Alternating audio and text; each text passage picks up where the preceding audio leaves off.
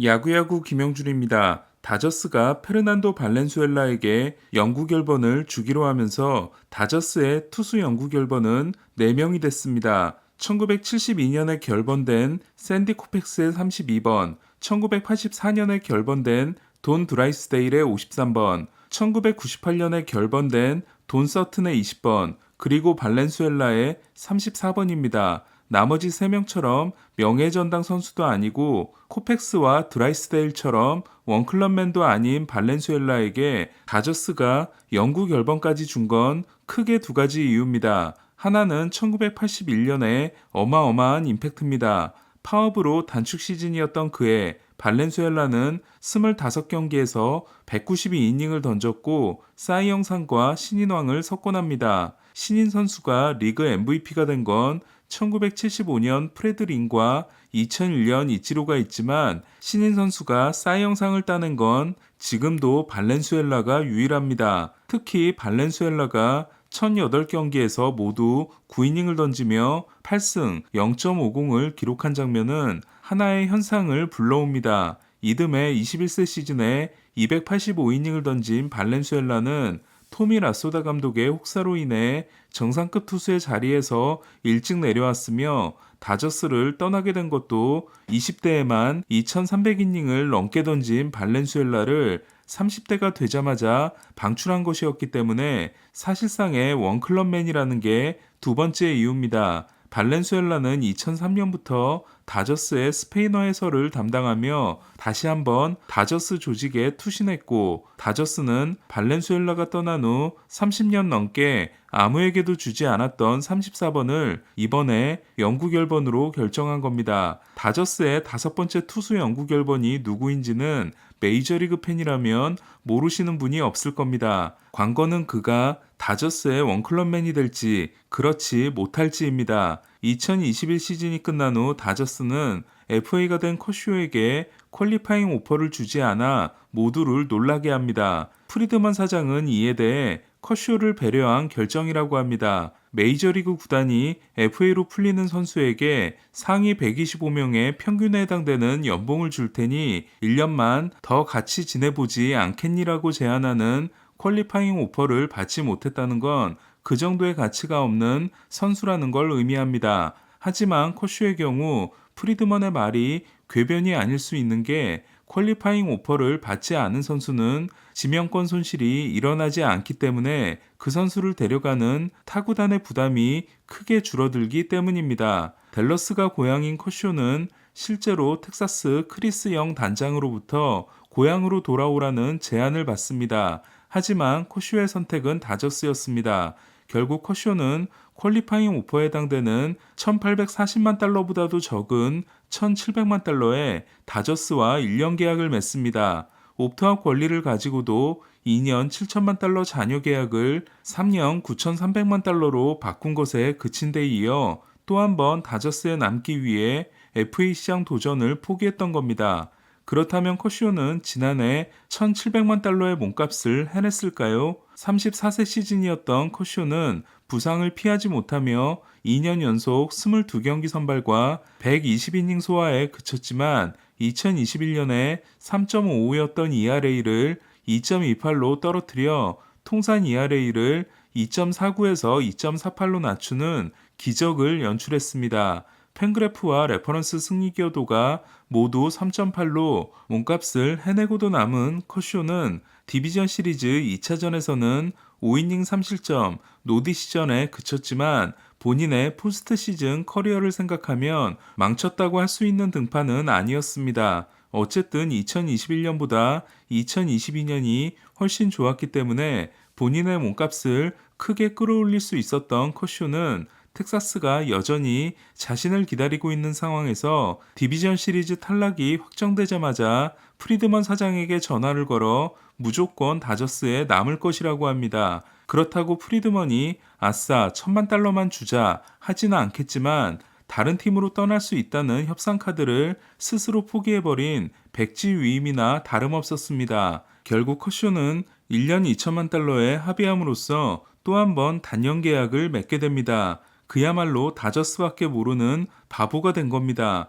커쇼는 다저스 잔류를 확정하면서 앞으로도 내가 뛸 팀은 다저스와 텍사스 두 팀뿐이라는 말을 합니다. 사실 텍사스 입장에서 아쉬운 건 디그롬과 커쇼로 원투펀치를 구성하면 결과가 어떻게 되느냐를 떠나 엄청난 바람몰이가 가능했기 때문입니다. 개인적으로 저는 커쇼가 다저스에서 은퇴를 하는 원클럽맨이 될 가능성이 높다고 생각합니다. 커쇼가 단연 계약에 미련이 없는 상황에서 계속해서 경쟁력을 유지한다면 다저스는 잡지 않을 이유가 없습니다. 문제는 커쇼가 경쟁력을 잃었을 때로 다저스가 받아들이기 힘든 연봉을 제시할 경우 저는 커쇼가 텍사스로 이적하기보다는 은퇴를 결심할 수도 있다는 생각이 듭니다. 통산 197승, 2807삼진으로 200승, 3000탈삼진이 확정적인 커쇼는 250승이나 3500K보다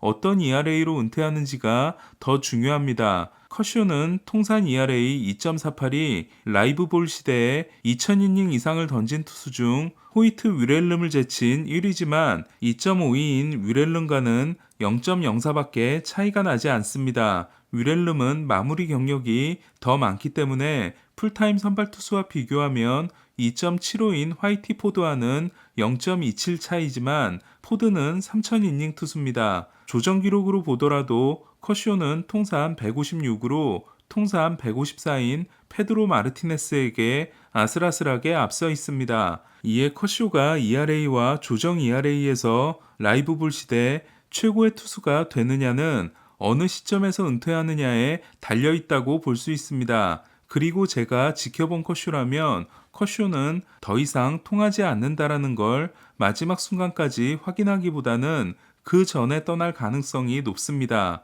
커쇼가 다저스에서 커리어를 연장할 수 있는 또 하나의 명분은 월드시리즈 우승입니다. 디비전 시리즈 탈락 이래 다저스 잔류를 통보한 커쇼에게는 또 한 번의 우승이 필요합니다. 물론 2020년에 우승하긴 했지만 단축 시즌 우승이 가치가 없다는 게 아니라 다저 스타디움에서의 우승을 느껴보고 은퇴하고 싶다는 욕망은 전혀 이상하지 않습니다. 그렇다면 커쇼는 앞으로 몇 년을 더 뛸 수 있을까요? 저는 커쇼가 경쟁력을 잃기 전에 스스로 내려온다고 가정했을 때 최소 2년에서 최대 4년이 되지 않을까 합니다. 지난해 커쇼는 2.57의 FIP가 사이영 2위 시즌인 2017년보다도 좋았습니다. 평균 타구 속도 87.1마일 또한 2017년에 85.3마일 이후 가장 좋은 기록으로 타구 억제에 성공한 시즌이었습니다.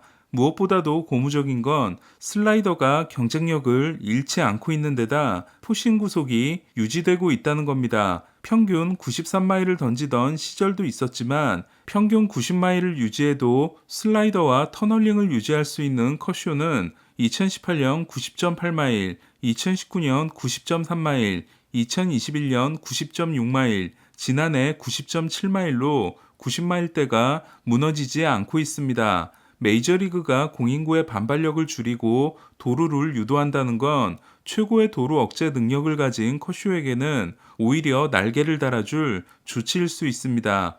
2020년 이후 9이닝당 1.5개 볼넷을 내주고 10.1개의 삼진을 잡아냄으로써 오히려 본인의 통산 기록보다도 볼쌈비가 좋은 커쇼는 2020년 이후 기록 중인 피출루율 2할 4푼구리가 2할 1, 2인 디그롬 다음으로 좋습니다. 단 하나, 괴물과도 같았던 이닝 소화의 기준을 전보다 낮추기만 한다면 얼마든지 본인의 역할을 할 수 있습니다. 때문에 저는 커쇼가 기준을 높게 잡아도 적어도 내년까지는 충분한 경쟁력을 보여줄 수 있으며 그 이상도 가능하지 않을까라고 기대하고 있습니다. 메이저리그의 역대 원클럽맨 중 한 팀에서 가장 오래 뛰고 은퇴한 선수는 23시즌을 오리올스에서 뛴 브룩스 로빈슨과 23시즌을 레드삭스에서 뛴 칼 야스트렘스키입니다. 투수는 21시즌을 워싱턴 세너터스에서 보낸 월터 존슨입니다. 한 팀에서만 18시즌 이상을 뛰고 은퇴한 선수는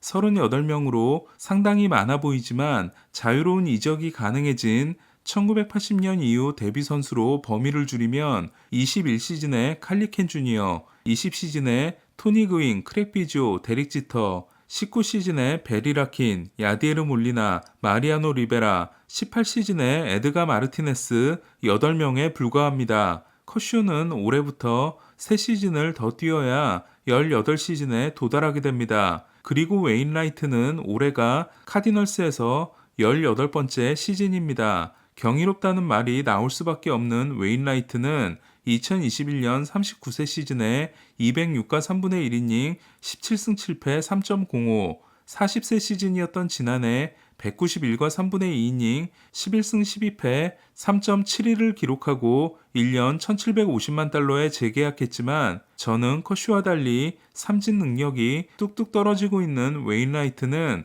올해가 위기가 될지도 모르겠다는 생각이 듭니다. 과연 커쇼는 한 번의 이적도 없이 다저스에서 은퇴하게 될까요? 은퇴를 하는 커쇼의 모습은 어떤 모습일까요? 이묘한을 좋아하기 시작한 게 너무 늦었던 저로서는 커쇼가 아름다운 마무리를 했으면 합니다. 한편 커쇼는 이번 WBC가 처음이자 마지막 참가가 될 전망인데요. 다저스의 WBC 참가 선수는 클레이튼 커쇼, 무키 베츠, 윌 스미스가 미국, 아버지와 어머니가 모두 캐나다 태생인 프레디 프리먼이 캐나다, 아버지가 바하마 태생인 트레이스 톰슨이 영국, 훌리오 우리아스와 오스틴 반스가 멕시코, 미겔 로아스와 브루스 더 그라테롤이 베네수엘라 대표로 참가합니다. 한편 오프시즌 때 오른쪽 팔꿈치에서 뼈 조각을 제거하는 수술을 받은 취지만은 피츠버그가 대회 참가를 무리라고 판단해 대표팀 합류가 무산됐습니다. 대체 선수로 SSG 최지훈이 뽑힘으로써 일루수 자원은 박병호와 강백호로 줄었습니다. 파이널 라운드 합류를 고려했다가